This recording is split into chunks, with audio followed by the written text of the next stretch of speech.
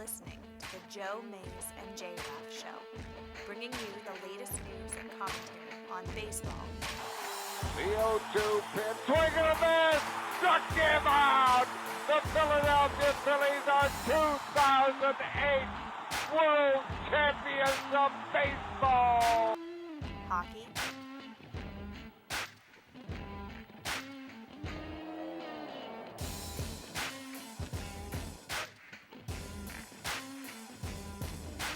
college football, The Big Ten championship lies on a measurement. Did he get it? No! He didn't get it!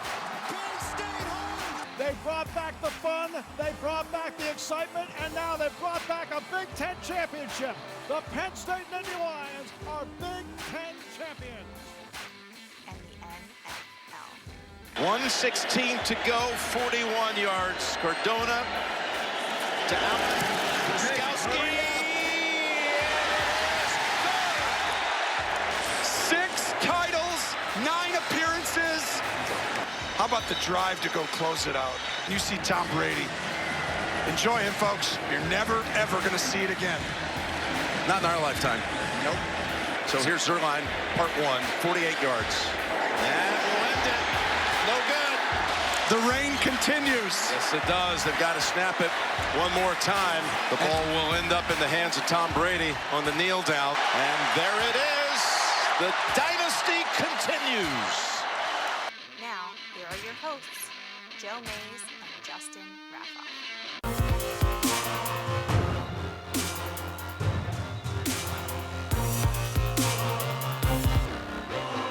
The dynasty has ended.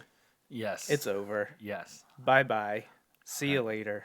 And now that you posted that picture, maybe... Welcome to Miami. I did hear an interesting thing. They thought maybe that's going to lead into a TB12 Super Bowl commercial. Like, since he's really big into Announcing that he TB12 won't stuff. be back with the Oh my Patriots. gosh. Could you imagine just like taking people? I mean, people already don't like him. Right. Could you imagine him like trying to one up the Super Bowl that he's not in by being Well, like, that's what people. "Hey, we won't be. I won't That's be what back." people when were you're saying, in and I retweeted it when they were like, "What? Like Tom Brady like getting jealous of Patrick Mahomes and Jimmy Garoppolo? Had to send out the picture." But I don't know that was it. But that's what we'll go with.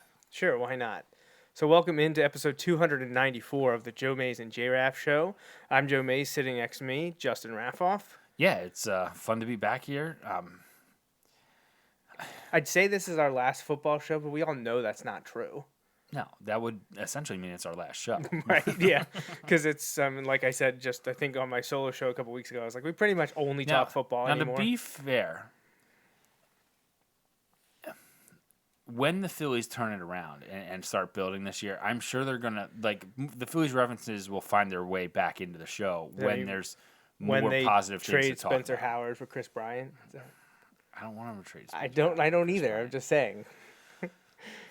So I don't want Mookie Betts to go to the Dodgers either, but whatever. I don't want Arenado to go to the Braves.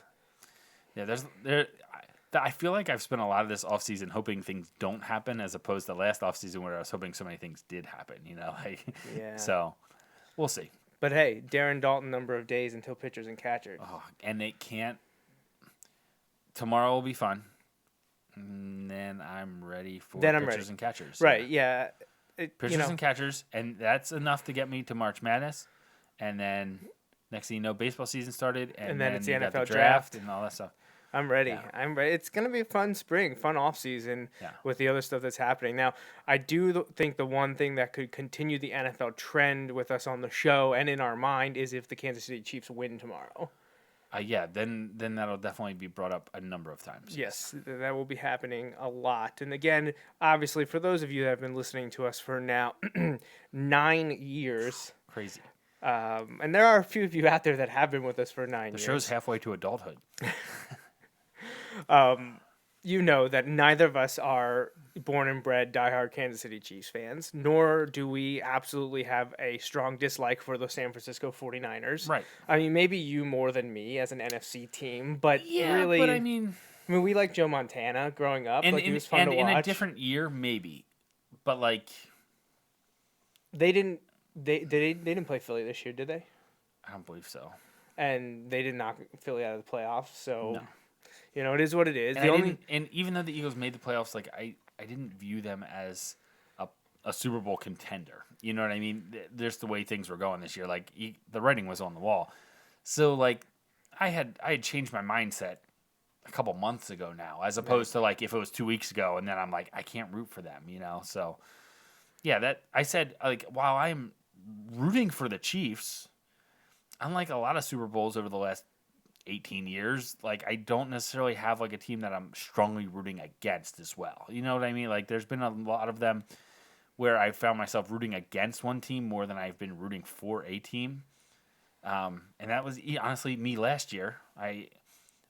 This sounds crazy to people, but when I explain it, they tend to get it. Like, it wasn't that I was rooting for the Patriots. I was just rooting against the Rams a lot.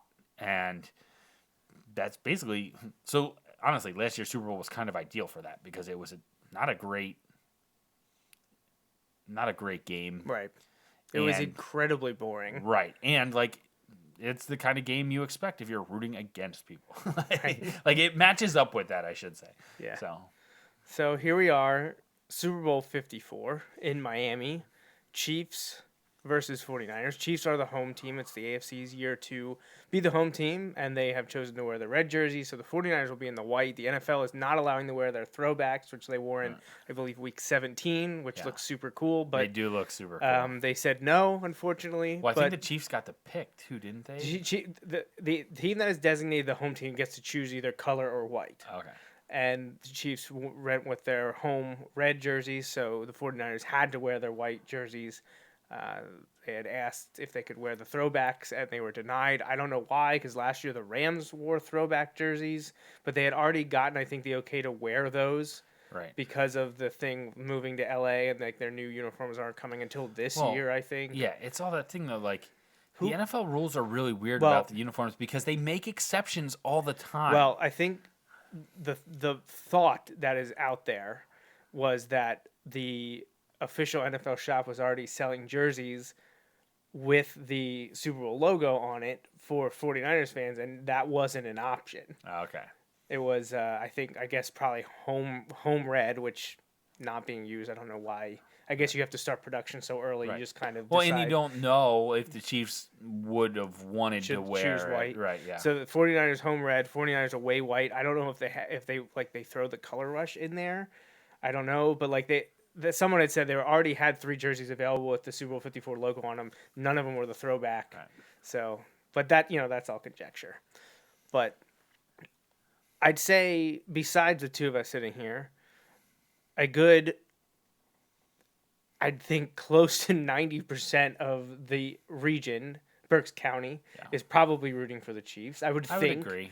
You have those random 49ers fans, right. and then people that just don't like remember fun. When we were younger, the Niners were really good. Oh, yeah. Like, they were coming out of the dynasty. Like, the era that we talk about last week where we started to really grasp and harp in on those Super Bowls, leading into that was the Niners dynasty, and then the Niners were still good in the mid-90s. Like, they got really good again. Well, we saw back and forth Steve Young and Jerry Rice win the Super Bowl. They went back and forth with the Steelers there, or not Steelers, with the Cowboys there. It was always Cowboys 49ers in the NFC Championship game. Because I remember the games where Dion had played for one team and had now played for the other team. It was interesting. But, I don't have like you said, I don't necessarily want to see an NFC team have this meteoric rise, but at the same time, I'm like, okay, yeah, I guess I could do that, but it's definitely more of me actually rooting for the Chiefs. Despite being very excited for the game tomorrow, the lead up, kind of the non-Super Bowl related stuff leading up to today has kind of been not a great last week. No. Obviously, the disaster surrounding Kobe Bryant and his daughter and the other 7 people on the helicopter, which I was in shock sitting at Kelly's grandmother's house Sunday. I kept thinking that it was going to be wrong. Did you see that before I messaged you? Because No, when you sent it to me, that's the first I saw it, and I'm like, TMZ. And now, here's the thing. TMZ gets lots of things not completely right. Right. but they also are on a lot of things. They also break some big stories. Right, they do. So usually what they do is they break it, and then there's bits of follow truth up fixing it. right, and then they just kind of sort out all the other details. Now, some of those other details can be big things. However, like I was like, oh no, you know what I mean? And honestly, this was part of it. When you sent it to me, that's when I knew it was bad, because I know some other people that would send it and I'd be like, oh yeah, but look, it was like, well, that's like, not a real source. Like, you're right. TMZ is, I consider accurate or truthful. I don't know how you want to spin it, but like if I get something from like I see like hip hop news, like, like from sites that maybe that's a great News, site, but like KNEWS, right, yeah, like anyone that spells a word that's just kind of a pun or something, I'm just like, or .net, like yeah. If it's not a .com, I don't know if I care. But when I saw the TMZ, and the funny thing is, it happened because I spontaneously opened Twitter, and it was a Twitter news thing that I don't ever click on that, and I saw it, and I was like, well, one, if Twitter news is jumping on it, it's got to be someone like, it's got to be a verified account. And it was TMZ, and then I was like, okay. And then like within 5 minutes, I think I found that ABC 7 that said they were confirming it. Right. And then as soon as they did, I was like, well, yeah. So obviously we're not huge basketball guys, but Kobe kind of transcends the sport, and we are relatively close to the Philadelphia area. And I've been to Lower Merion. Like we know all about it. We are only 5 years younger than he was, so we kind of were just behind him when growing he was big. up. I remember when he took Brandy to prom. He was a superstar. You could argue he's the best high school basketball player to ever come out of Pennsylvania. Now, there are some others that you could make an argument for, but like you can certainly make a strong argument for Kobe Bryant. Right. And it's just like, and it's been a weird week because of that. Obviously, a sad week and all of those things. But the sports world just kind of came to a said, halt like, briefly. I think I said it to you on Sunday. Like, for a guy that I never rooted for. Yeah, nope, never. Except when he was on Team USA. Like, that's the only time. True. You're right. And I mean, and that, honestly, it probably goes without saying. Yeah, but it's like, pretty much if his you're... Team USA, like, Avengers aside, like, I never rooted for him. No. And yet I still felt like this gut punch kind of feeling. Obviously, like, it transcends sports, like you said. Like, obviously, like, while not rooting for the guy. And honestly, I was full on the boat of when Kobe was offended, that he got booed so much in Philly as like the All-Star game thing. And I'm like, no. You sat here just a few years before that and talked about how you're a villain in this town. His words, not my, like, no. That's when you've declared yourself the villain in the town. We're going to treat you like that. Then you get treated as the villain in the town. So like, I had that very 76er, you defeated us in the finals mentality of Kobe. Right. However, like, you said it, he transcended that stuff, and like, man, it was shocking. And then you put all the other circumstances of the other 8, including his 13-year-old daughter, on board, and like, I don't know if it's just me being an adult, me being a parent, all that stuff, like, oh my gosh, like, it just rips my heart out every time I think about it. I just like...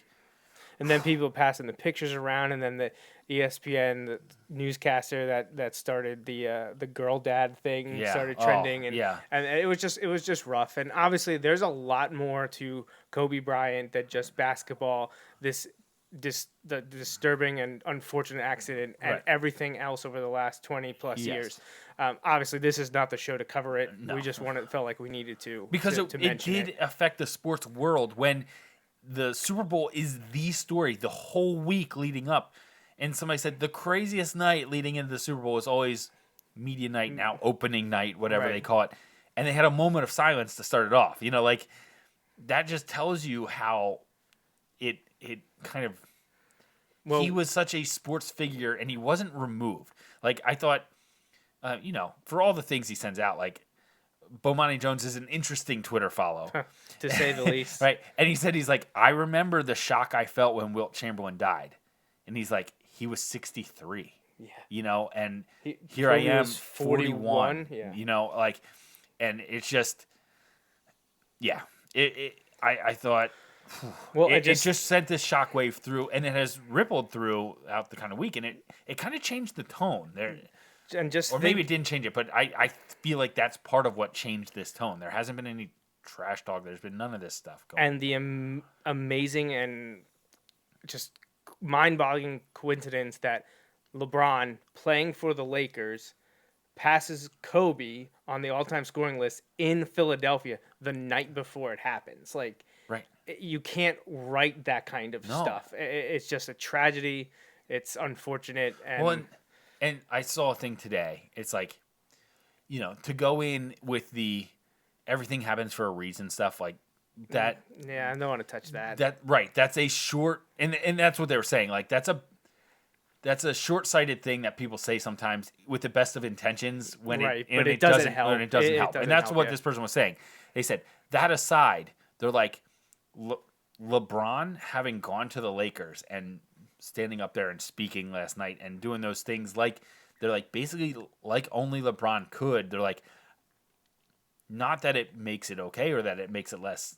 They're like, it just seems like that's how it's supposed to be. If there was this terrible event that LeBron, they said it was crazy how those pieces fit together. And they did this whole preface of they're trying not to say, everything happens for a reason. They're like, right. But they're like, it's just weird to them to think all this came together. And very odd. Right. And that's basically what they were talking about. Odd timing, giant coincidences. Right, yeah. yes. Right. You can do it that way. You will connect lines and you can get up on your soapboxes, which I saw a few people do, but we're not going to do that here about something that we're not well versed in to discuss. And we know we want to talk about football. So let's get back into football and continue the trend of deflating and disappointing news, as they had it completely set up to be an incredibly poetic coincidence that Super Bowl 54, to be held in Miami, could see the induction of Zach Thomas into the Hall of Fame. But no, they decided to go a different route and select 5 other players. Now, I don't know where he ended up falling.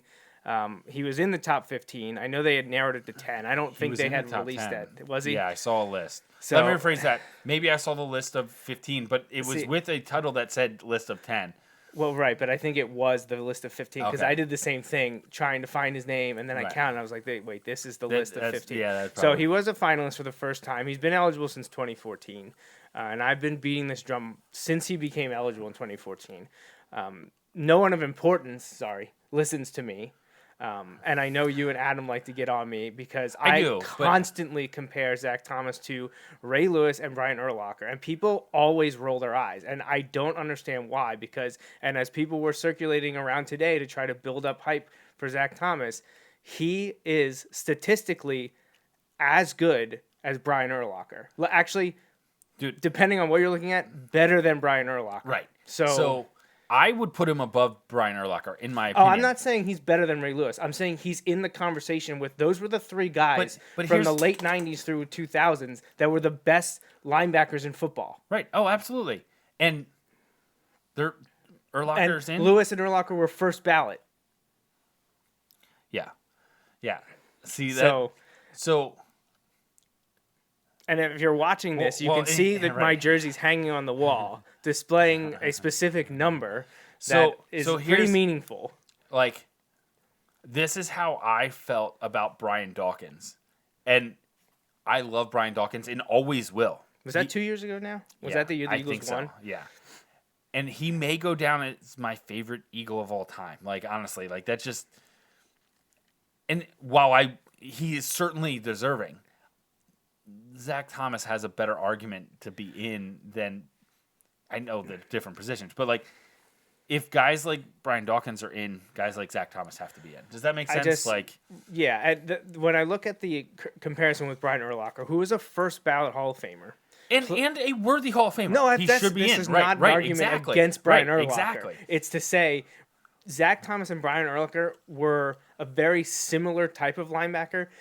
And the reason that, besides the bias of being on my favorite team and literally being my like football idol growing up, Zach Thomas did it at 5'11". Brian Urlacher was 6'4". They played almost exactly the same amount of games. Thomas played 2 more. Thomas had 60 more tackles in his career. They have combined forced fumbles and interception the exact same number. They both scored the same amount of defensive touchdowns. Now, the one thing that Urlacher beat Thomas on is number of sacks, but Urlacher was asked to blitz in his scheme, whereas Zach Thomas wasn't. Thomas had, I think, 20 or 21, and Urlacher ended up with 41. So that was the biggest discrepancy, other than Thomas having 60 more tackles in just 2 more games played. But Zach Thomas, and this was always the reason, and Urlacher was a first-round pick. Zach Thomas was a 5th-round pick. Right. And it's because of his size. No one thought he could do it. Right. And all he did was earn, and the way they flip-flop here is one of them had more All-Pros. I think Zach had 5 All-Pros to Urlacher's 4, but Urlacher had 8 Pro Bowls, and Zach Thomas had 7 Pro Bowls. Right. Now, Pro Bowl is a terrible way to make the argument that people deserve to be in the Hall of Fame. But still, like, they are that similar. And it just boggles my mind that everyone's like, yeah, Brian Urlacher's a first ballot Hall of Famer. And now we're at, 6 or 7 years? So there's 3 or 4 years that Zach Thomas has left until he gets pushed off for, 10 or 20 years until he makes the senior ballot. Right. And next year, I think Peyton Manning's eligible, Reggie Wayne's eligible. Reggie Wayne was on this year. Then it's somewhat. There were 3 pretty big names that are eligible next year, including, Manning should be unanimous. That shouldn't even be an argument. Right. And there were 2 more that I'm like, well, they're in. Right there's 3. If they're only taking 5, that means there's 2 spots left. Right. And you already now passed over Leroy Butler. You passed over Alan Faneca. You passed over John Lynch. Right. Now, 2 safeties got in this year, but it wasn't John Lynch or Leroy Butler. It was Steve Atwater and who was the other one? Polamalu. And Troy Polamalu. Right. So I was just really disappointed. I thought there was a good opportunity with him making it as a finalist for the first time this year. This may be my hater coming through, but Polamalu is a Hall of Famer. I'm not arguing that. Is he a first ballot Hall of Famer? He's overrated. Well, in the sense that we use a lot. Very good. Hall of Fame worthy. His peak was a few years. He had a 5-6 year run where he was one of top 3 defender. Best Steeler defender, probably best AFC. Right. He was a monster. He had a year where he had the majority of his career, he was home run or strikeout. He's the guy who bats .230, but hits 30 home runs. Right. I was gonna say hits 30 home runs, but used to be a 40-40 guy. You know what I mean? And now that's, to me, that's what he did. Now I feel like He was great long enough, and he was arguably the best defender on the best team, best defenses for a while. Absolutely deserves to be in the Hall of Fame. But the talk of he should be in. Well, yeah, if he should be in, I agree. But I feel like it's not like he's the greatest of all time. There were parts of his career, and now Tom Brady has separated himself there. But there were legitimate arguments for a while that Peyton Manning could be the best quarterback to ever play the game. That's different. He should absolutely be in whenever he's eligible. Next year. Right. But when you get to some of the guys, I feel like there is room for debate when you're looking at other guys, so. I just, and it just, I knew Polamalu was going in. He was the one that I was pretty certain. I feel like Urlacher gets a bump because he plays for the Bears, and the Bears have this historic defense that was good when we were before we were in school. Yeah. And the Bears defense that he was on was solid. They went to a Super Bowl with John Gilmore. Right. But now they didn't win one though. No, they lost. They right. lost. It was Rex Grossman. Right. We went over this. Right. And that's what I was saying. I was like, but he never won one. No. Thomas never made. And honestly, those teams weren't that. Other than that year, I don't feel like the teams were even that good.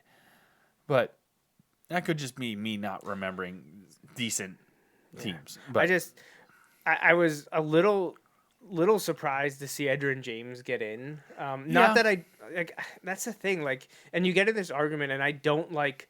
I get very defensive about it because I feel like people are pointing out Zach Thomas when they say the Hall of Very Good. I'm like, no, he's identical to Brian Urlacher. You cannot give me that BS. Right.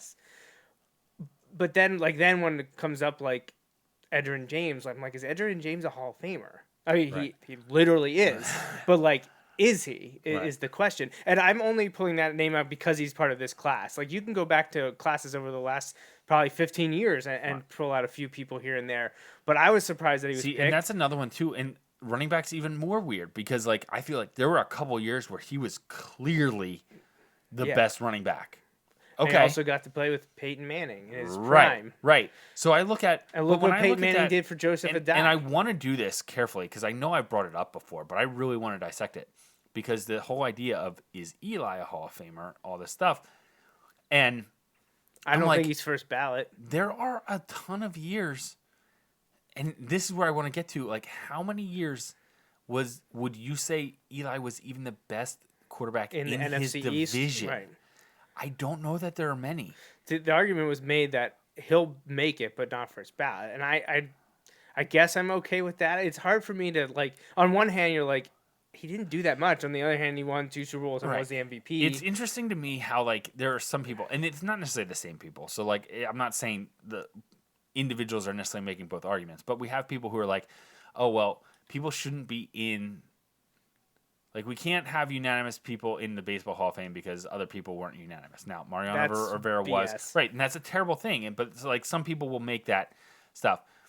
But at the same time, we'll look at football and be like, oh, well, like, they should be in because of this or that. I'm like, no, that's not what this is about. It's like, if they weren't the best, Hall of Fame is not for team accomplishments. So your number of Super Bowls you have that should have no bearing on if you make the Hall of Fame. Right. And I know at quarterback we do some of that, but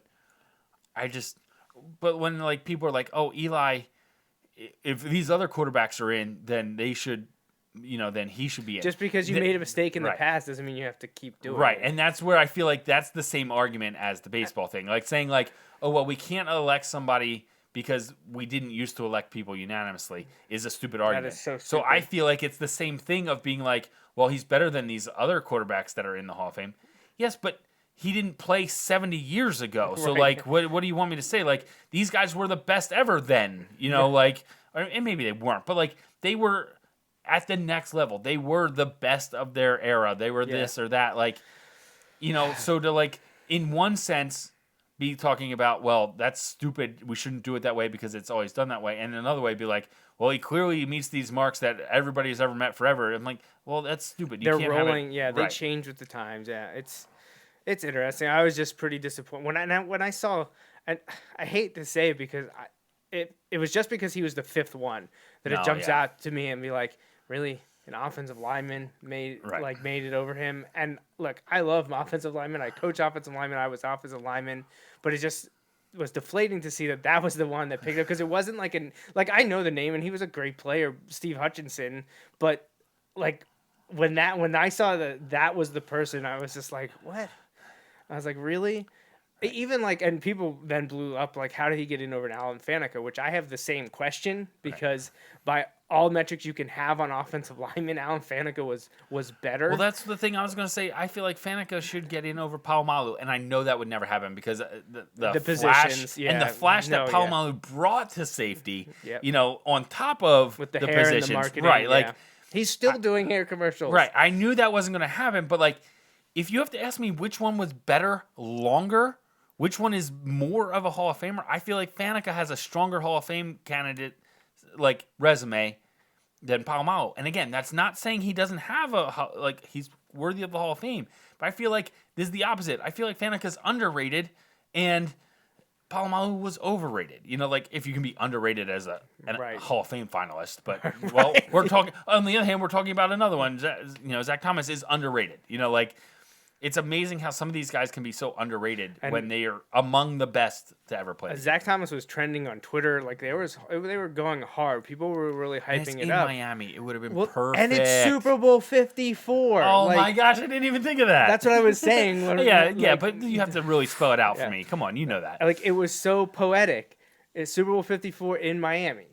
It was ready to go. And I don't know I don't know if they released the list if was he 6th or 7th. And it probably would make it worse if he was 6th and missed it by just that much. Yeah. So I don't know if I want to know, but it was just it was a disappointment today, but we're already half an hour in and we haven't talked about the Super Bowl at all, so we probably should do that. Chiefs 49ers tomorrow in Miami. Kickoff is around 6:30. They'll take a commercial every 15 seconds though, so you won't miss too much if you don't turn in until 7 o'clock.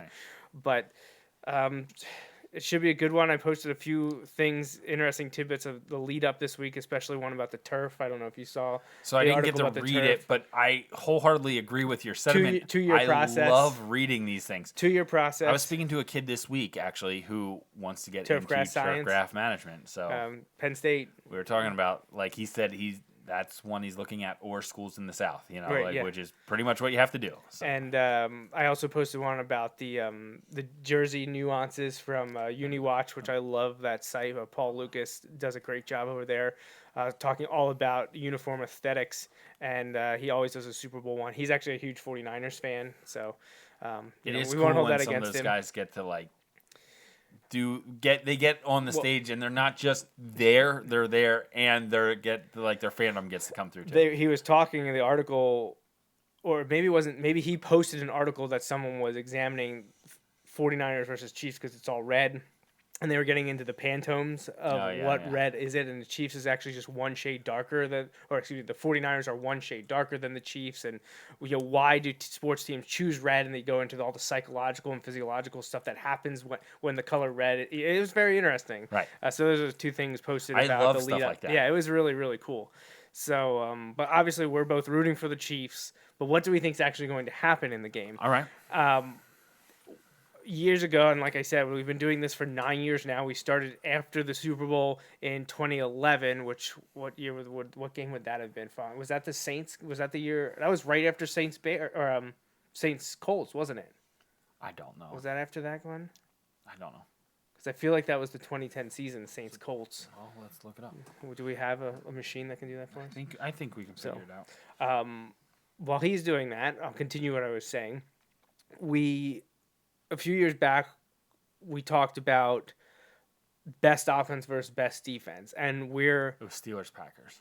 Okay, right after Steelers Packers. Okay, so then Saints Colts must have been the year before that. Yeah. That was the 2010 Super Bowl after the 2009 season. Okay, so we started after a Steelers lost in the Super Bowl. The Packers were world champs when we started this. Here we are now, almost 9 years later, and we have Chiefs 49ers, and we have pretty prolific offense versus a very stout defense. The 49ers are number 1 in passing yards per game allowed. They were, I thought they were high up in total, but this has the Patriots. Oh, yeah, they were number 2. I just missed them. 49ers were number 2 in total defense, allowing just 281.8 yards per game. Rushing wise, they were also very strong, allowing I thought they were. Nope. 17th. Sorry, they were 17th. I thought they were better than that. So, if there's one area that the 49ers struggled a bit, just about average, a little below average. It was against the run. The Chiefs, surprisingly, only appear in the top 5 in passing yards.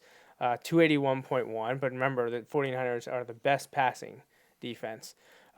Chiefs have struggled to find an identity by an individual in the backfield, and it has shown in their rushing yard rank of 23rd. Now, this is all during the regular season, obviously. In terms of total yards, it's a little bit surprising to see the Cowboys at the top there after they finished, but that's probably why Jason Garrett is gone. The Chiefs were just outside the top 5 in total offense, coming in at number 6. So you have the number 6 total offense versus the number 2 total defense. And in years past, what team has come out on top? It's been the defense. Yeah. So for us, the people rooting for the Chiefs, that's not a great sign. And I know you said before the show that our friend and our basketball analyst, Adam, he thinks that this one could get out of hand in favor of the 49ers because of previous history surrounding a dominant defense against a very good offense. Sometimes it doesn't go the offense's way. And the biggest one that happened just 5 years ago was Peyton Manning and the Broncos against the Legion of Boom and the Seattle Seahawks. The Seahawks destroyed. I think that was 1 versus 1 too. Yeah. And the Seahawks took it to that Broncos team. Right. I look at it I don't know that I see it the same way though. Like I feel like this San Francisco defense, and obviously we'll find out, like 24 hours from now, we'll start to get a really good idea of how this is playing out. I look at when we've seen that though, it's been like the prolific defenses. And while the San Francisco defense can make big plays and they can get after the passer and things like that, I don't view them as like an all-time great defense. You know what I mean? Like they've had their moments this year where they've given up a ton. Like whereas when we're talking about the great defensive that have gone on those Super Bowl runs, and maybe this is just time washing away some of those memories, but like the one people go to a lot is that Ravens defense. Well, that Ravens defense didn't give up 50-some points. Now, the game is different. It's 2 decades that I understand that. But, like, the Saints offense, which has its weapons, but the second half of the year wasn't really lighting teams up, scored a ton on this team. Like, I saw a lot. The Chiefs defense has struggled against teams that run motion a lot, and the Niners use motion on 75% of their plays, like which is a lot, like second most in the league or something like that. Or maybe it's that run out of motion. I don't know. It was a weird thing, but like really breaking it down. But at the same time, the Niners, like 4 of the games where they like the defense wasn't at its best, maybe. They were still good, and I don't know that they even lost all those games. But like the teams ran RPOs, and like the Chiefs ran the second most RPOs this year. Like so, like it's going to be interesting to see kind of how that goes. I feel like you have some masterminds here. You have both of these coaches kind of have like Super Bowl like hiccup kind of things. Now I say that they both lost to the Patriots, but like Kyle Shanahan was running the offense that blew a 28-3. Yeah, lead, went way too so conservative. And while it wasn't all his call, obviously it wasn't all his fault either. He's not the one out in the field executing. That was a problem. Right. They had that problem. Right. But that's the thing. Like, did he learn from it? I mean, he's got this 49ers team turned around in a hurry. Oh, yeah, absolutely. And he's looking pretty good. And like I have really come to respect his football mind. Oh, I mean, we knew absolutely. that he had it. He's Well, fun.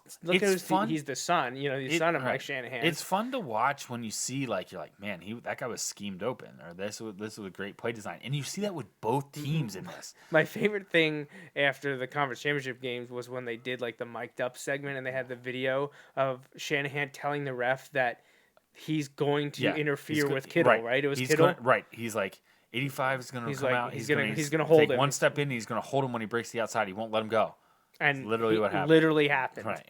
Like he called it before it even happened. I love seeing that.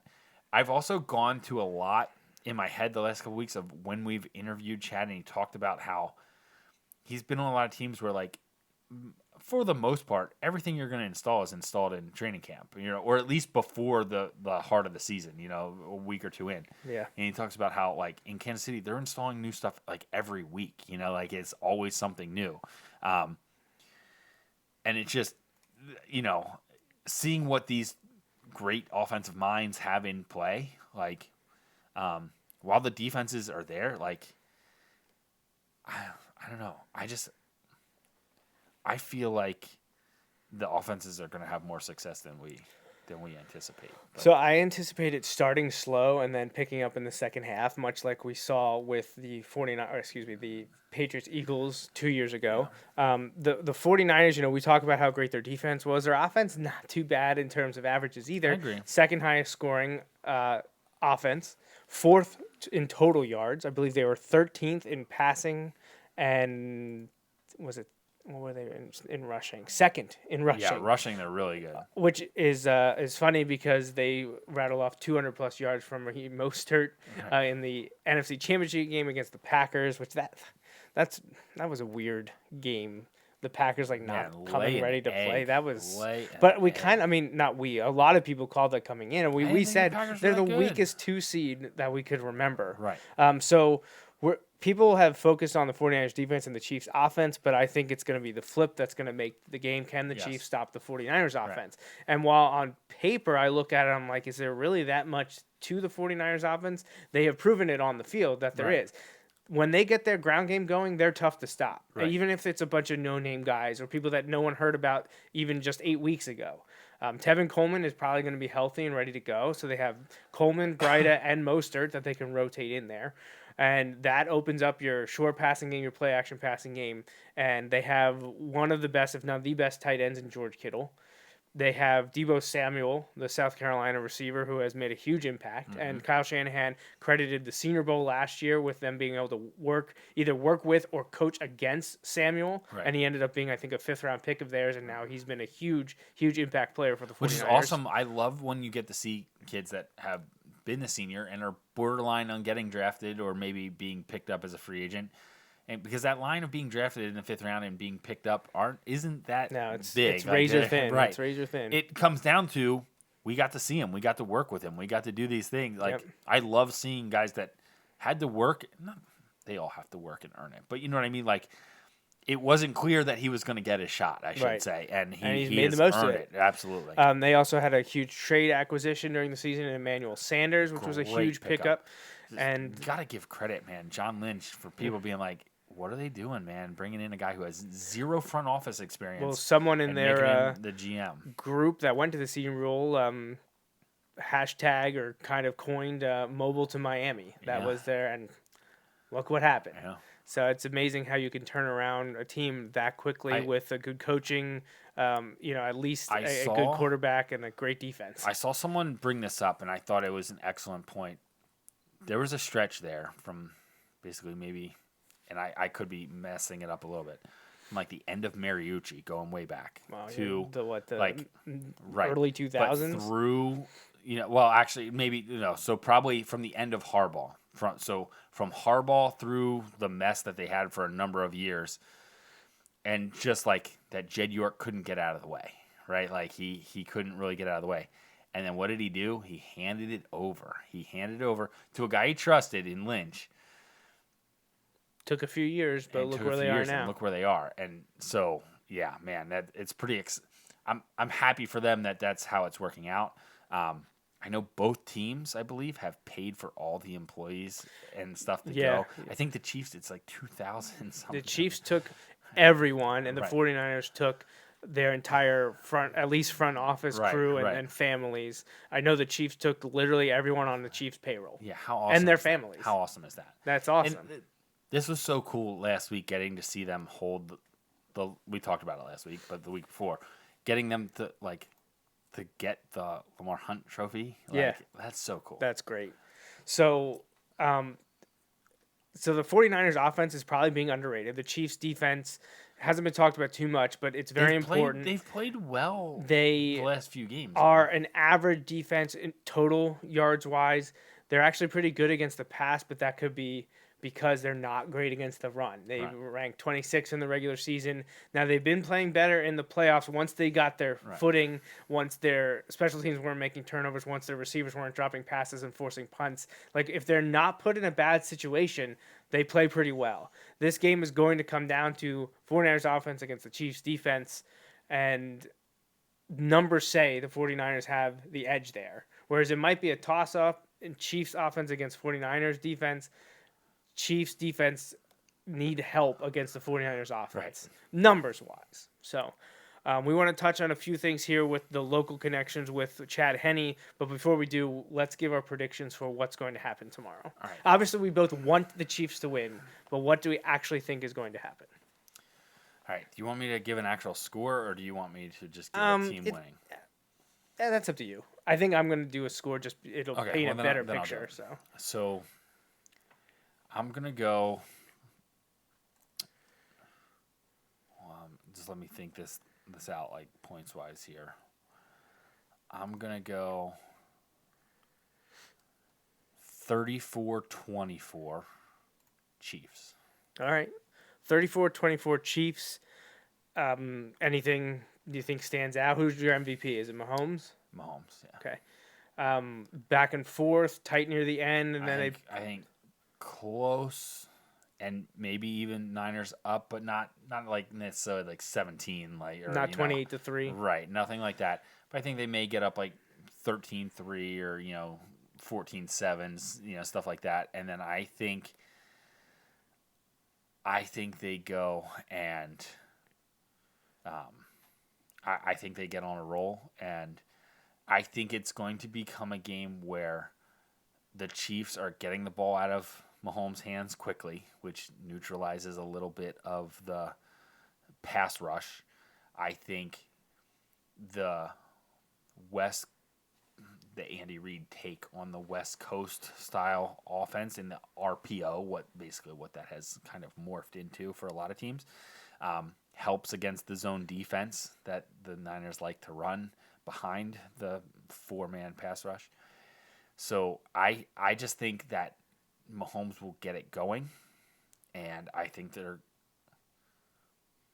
Jimmy Garoppolo is very good. This is not a statement about him because I don't buy the he's no good.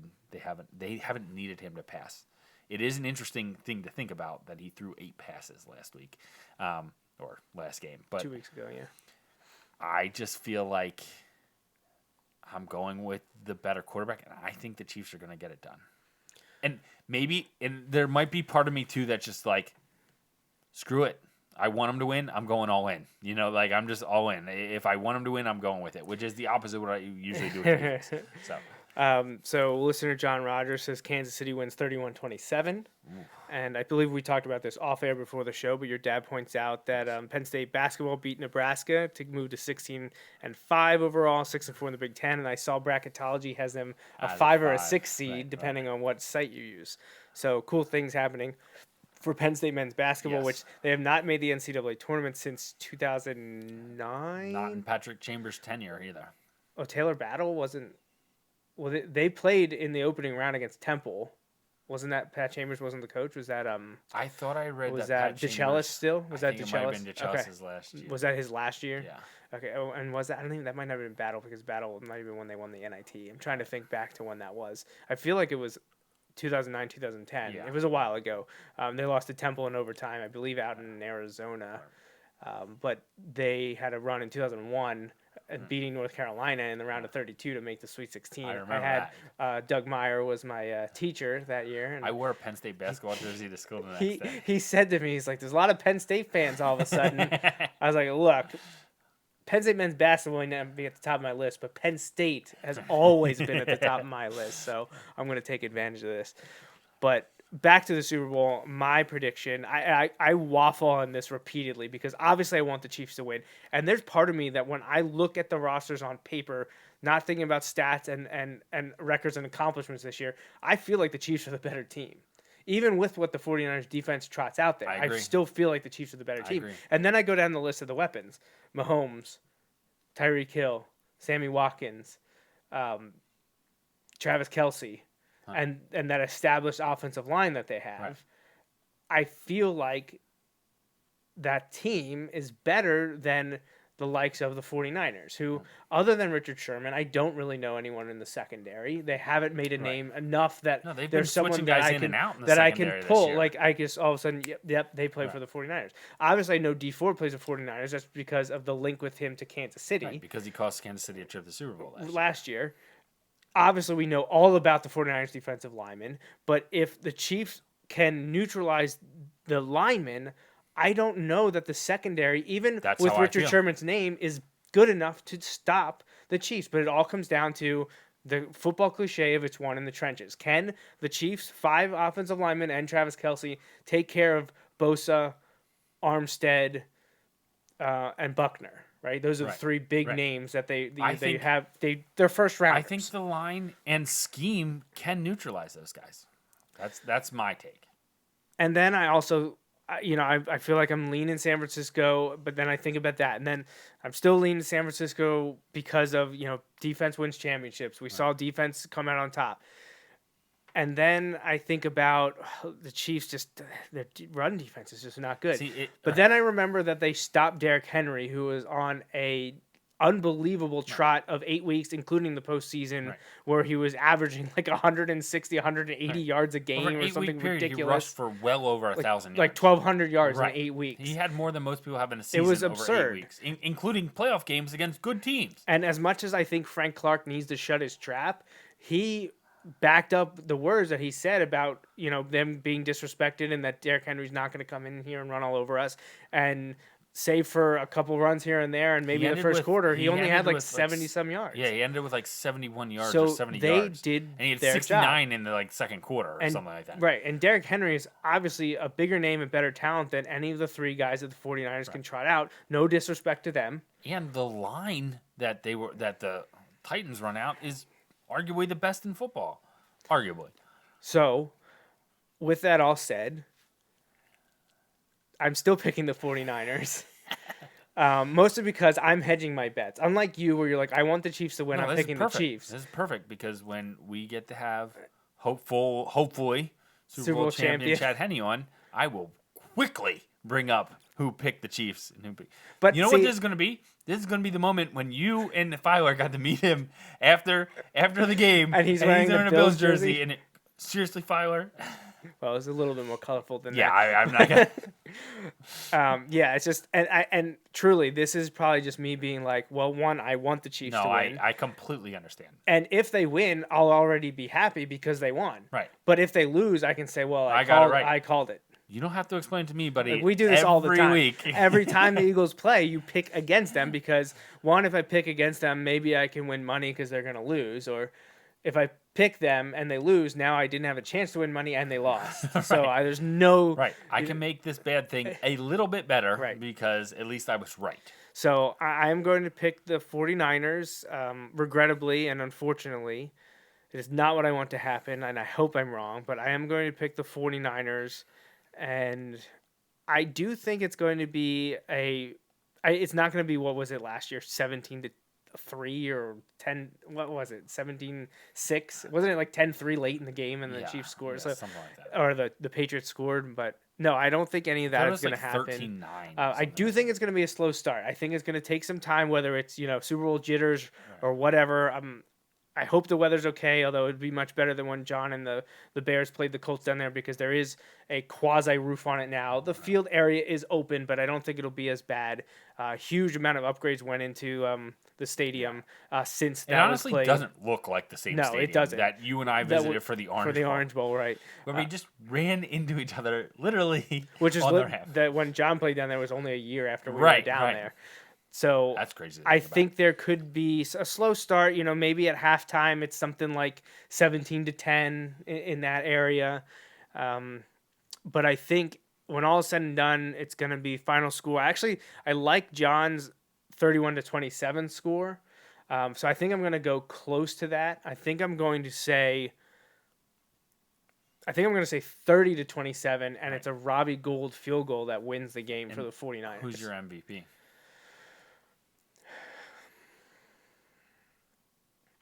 I'm going to say Kittle. Okay. I'm going to say Kittle. I know it's tough for a receiver to win it, and not be the quarterback, but I think maybe he'll be the safety net, and he'll score 2 touchdowns, and I think it'll end up being Kittle. Yeah, I can see that. So I'll say Kittle wins MVP, Gould kicks the game-winning field goal. I'm not necessarily saying it's going to be like a buzzer beater, but I think it might be the difference maker. It could be late in the fourth. So 30-27 49ers. Kittle MVP, Gould gets the game-winning field goal. I'll be disappointed if that's true. I mean, even with the Penn Stater kicking it, I really want the Chiefs to win. Obviously, I really wanted the Giants to win when I was at the game watching Kerry Collins in Tampa, and I really wanted the Bears to win when John was there 13 years ago. But this is the one it feels like the most attainable because that Ravens defense was ridiculous. Maybe the greatest ever. Peyton Manning and that Colts offense was ridiculous. This one feels evenly matched and a lot of fun, and I hope. I hope it is. I hope it for Chad and Andy's sake that they can get that ring, get that Lombardi Trophy. It would only be like is it the third then for the Chiefs? I think it would be the second because I think they lost. I thought they had two, but So I know they were 1-1 in those early Super Bowls. I thought they had another one, No, but maybe because they haven't been there. Oh, that's right. They haven't been there since Super Bowl 4. Yeah, so they only have one because they lost Super Bowl 1 to the Packers, and then they won Super Bowl 4. Was that against the Vikings? Yes. Okay. So, yeah. So in 50 years, Chiefs are 1-1. They're back. No, I'll be pulling for them. I'm hoping they win, but I don't know. Something just tells me to go with the 49ers, and I would not be any more happy to be wrong. And that's kind of how I feel. Like I feel like things are telling me that the Niners, I should pick the Niners, but something's just telling me, like I just have a feeling that the Chiefs are going to get it done. And you know what? If Chad ends up coming on our show, which obviously I will reach out to him once things settle down and he's back in the area. He said that he would love to come back each year, and as long as that wasn't just lip service, we'll give him that opportunity.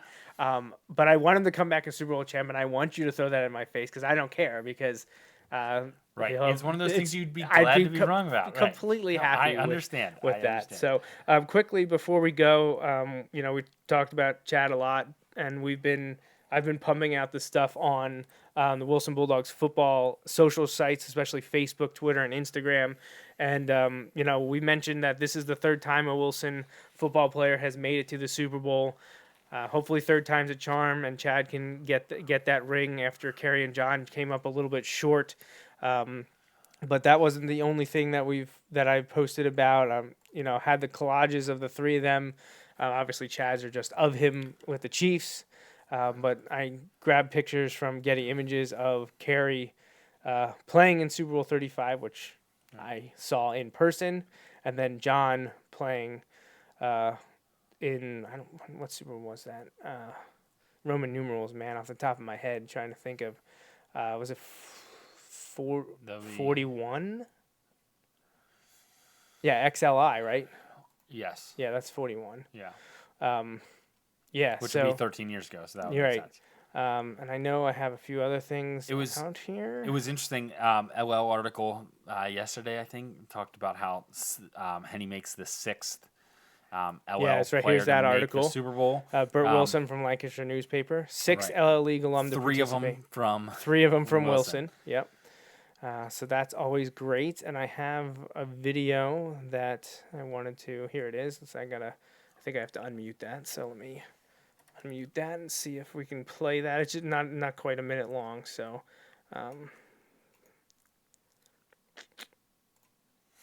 Yeah. So. It was exciting. I was trying to figure out if I knew who the other LL players are. I knew one of them. I couldn't come up with a name. High school football team and a couple of their coaches, so it's kind of cool that they're rooting for me and obviously going to see me at the big game. And Ross Tucker was out here. He was here Monday, so there's some buzz going on, and I'm just very proud to be a part of that area and grow up there and can represent them the right way. What would that mean to you, to be able to be a Super Bowl champion from Berks County, Pennsylvania? I mean, it means the world. I mean, you put so much work into it. 12 years in, you finally get to the big game, and I just thank all the people that have helped me get along this way. My family, friends, coaches along the way, and it's just a special feeling. All right, so that's going to link over here. I'm just going to mute that. But that was Chad was interviewed by Breland Moore from KCTV5, and believe it or not, she is from the Reading, PA area, and that's how I caught wind of her interview, and I posted that on Facebook, Twitter, and Instagram because it was great. It's just like a 45-minute clip, and it's him talking about Berks County and Wilson. So that was a lot of fun to find this week, and a lot of that's been passing around. Chad's been all over the place, and WFMZ just did an interview with Ernie and Jeremy, and Paul Roberts did an audio interview with Jeremy. So he talked to Jeremy for like 6 minutes or so. Yeah, it was a lot of fun. And then this was a cool one I posted last week, and it was Ross Tucker, Why Missing? Longtime NFL player, now has been he's a media conglomerate now, and he's down there. And I actually said earlier this day, he posted, I think it was just the Mahomes, if you see the shirt that Chad is on, he posted, this is what the players are going to be wearing tonight. It was Mahomes Garoppolo, I believe. he's like, here's the number. And I was like, we want to see the Chiefs number 4. And just a few hours later, he posted this photo and he tagged my Wilson account. Oh, that's awesome. So there it is. And people commented, I was like, how great of a picture it is. And I was like, it is a really good picture. And it's Chad and Ross hanging out. And then I was like, it's maybe time to get a little dual interview action going. We'll see what we can with do. With the local football stars. So that would be fun. So I think that's about it here for episode 294 of the Joe Mays and J-Raff show. Thanks for joining us the last 2 Saturdays now as we try to get the content out before some events, or whether it's personal or professional, because obviously we're not going up against the Super Bowl tomorrow, but we know that the majority of listeners are going to be cheering hard for the Chiefs. I hope it's a good game, and I do hope Kansas City comes out on top. That's for sure. Yeah, absolutely. We'll have to wait and see. I hope it's exciting. I hope it's a better game than last year. I mean, last year was an example of it was an exciting game in the sense that it was close, but it wasn't. But it was good. awful. No, yeah, it wasn't terrible fun to watch. There was very little suspense, even though it was close. You just knew that New England was going to win early on, right? And it's just like that. The way the Rams played, people were pretty much, how did this team get there? Right. Which is crazy to think about. We saw one of the greatest regular season games of all time between the Chiefs and the Rams earlier that year. Yeah. The Rams looked like an incredibly talented team, and then they got to the Super Bowl against the Patriots, and not that the Patriots blew the doors off, because New England didn't look great either. Right. But yeah, it was the beginning of the end for the Patriots. Yeah. Because now by this time next year, Tom Brady will be in Miami. And the Rams didn't exactly have a stellar year this year. No, they had suffered from the Super Bowl hangover. Yeah. So that's one thing when we get into our predictions, it'll be interesting to see after this Super Bowl if we think either team is going to take a step back. I know my answer to that right away. And it doesn't matter who wins tomorrow, because I am selling high on one of the teams. So we'll talk about that in the coming weeks as we'll do an early prediction show. We do have our episode 300 is coming up. We'll be doing that in the next 2 months. Would love for it to coincide with maybe an interview with Chad or a special event with Chad. We'll see what we can get going there. So episode 295 will be next Sunday. So we'll be back on our Sunday schedule. February 9th will be episode 295. So any shout-outs from you, Justin? Anything to say? No. I don't think I have anything to say. I've talked about Natalie a bunch now. And I know we'll have a few, maybe not next week, but the week thereafter. Yes. Which would also be our 9-year anniversary show. So crazy. Maybe we'll do listener special, we'll take some questions, maybe we'll do NFL predictions. I don't know, we'll come up with something. But enjoy Super Bowl 54 tomorrow. And until next time, I'm Joe Mays. He's Justin Raffboff. And thanks for listening. Hope wrong one. Thanks for listening to the Joe Mays and J-Raff show. Tune in every Sunday for the latest sports discussions from Joe and Justin. Each episode is available live on Facebook Live and can be downloaded or streamed on iTunes and SoundCloud. You can interact with Joe and Justin on Facebook and Twitter, and stay up to date with the guys at joemaysandjraff.com. The Joe Mays and J-Raff show is part of the JMNJR Radio Network. For more info, visit jmnjrradio.com.